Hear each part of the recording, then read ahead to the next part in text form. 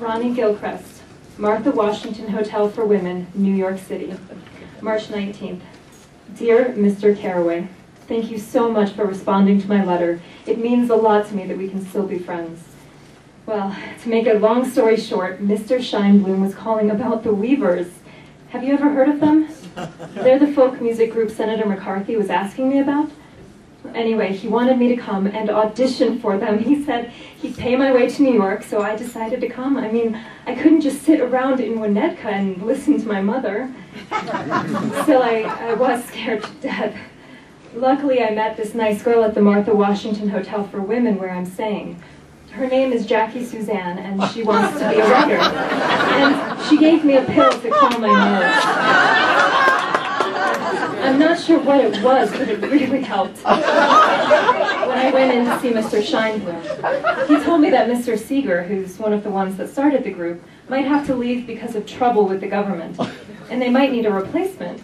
I said, but I'm a girl! And he just laughed and patted my knee and said he knew that. Isn't that funny? Anyway, when I got to Mr. Scheinblum's office the next morning, he said it wasn't going to work out with the Weavers. But he's invited me to come up to his apartment this weekend to work with me on some new material. He's so nice. But here's where I need your advice.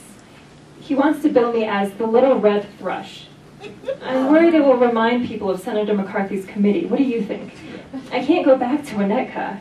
Oh, and I wanted to tell you something I overheard Mr. Scheinblum say when he was talking on the phone.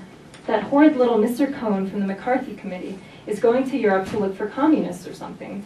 Mr. Scheinblum laughed and said he should be able to find some communists in Europe, for God's sake. But if he really wanted a challenge, he'd go to Russia. I know it has nothing to do with you, but you be careful just the same. I don't like that, Mr. Cohn. Hoping all is well with you, your friend, Ronnie Gilchrist. Robert Cohn Associates, 1853 M Street, Northwest, Suite 830, Washington, D.C. Tuesday, March 24th. Roy, attaboy, go get those lousy commies. And listen, when you get to France, there's a son of a bitch in the press corps I'd like you to stick it to big time. Guy by the name of Jake Barnes, who I used to know way back when I was living in Paris. He's arrogant, thinks he's God's gift to women, and I'm damn sure he's a subversive. I'm sending a note to my old friend Maurice Chevalier, asking him to show you boys around while you're in Paris. I think you'll like Maurice. He's the sort of guy who's comfortable in any situation. He'll show you the real Paris, not the one the tourists and French people see. Your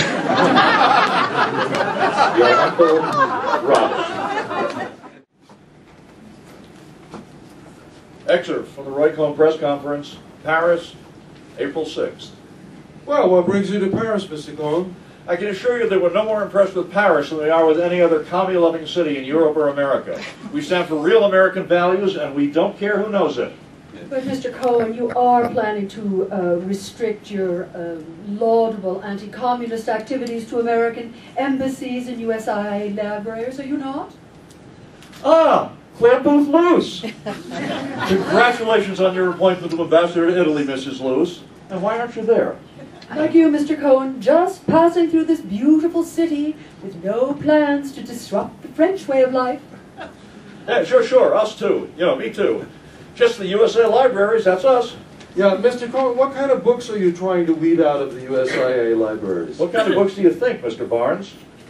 Oh, well, if I were fighting communism, I don't think I'd give people any books at all.